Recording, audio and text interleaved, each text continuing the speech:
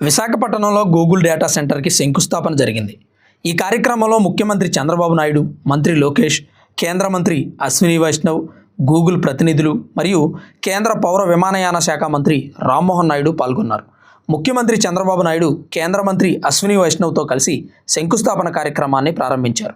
విశాఖపట్నం, అనకాపల్లి జిల్లాల పరిధిలో గూగుల్ 3 చోట్ల డేటా సెంటర్లను ఏర్పాటు చేస్తోంది.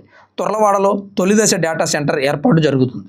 మిగిలిన 2 డేటా సెంటర్ల కోసం రాంబిల్లి, అడవివరంలో ఇప్పటికే స్థలం కేటాయించింది ఆంధ్రప్రదేశ్ ప్రభుత్వం. ఈ డేటా సెంటర్లు కంప్లీట్ అయితే సుమారు 1,80,000 మంది యువతకి ఉద్యోగాలు లభించే అవకాశం ఉంది. విశాఖపట్నంలో గూగుల్ డేటా సెంటర్ మాత్రమే కాకుండా దిగ్గజ ఐటీ కంపెనీలు కూడా తమ కార్యకలాపాలను అద్దె భవనాల్లో ప్రారంభించాయి. అందుకని ప్రభుత్వం 99 పైసలకే భూమిని కేటాయిస్తూ మరికొన్ని రాయితీలు ఇస్తూ పెట్టుబడుల్లో సరికొత్త అధ్యయనాన్ని మొదలుపెట్టింది. ఈ కార్యక్రమంలో మంత్రి లోకేష్ మాట్లాడుతూ ఇది శంకుస్థాపన సెరమనీ కాదు, హిస్టరీ అని పేర్కొన్నారు.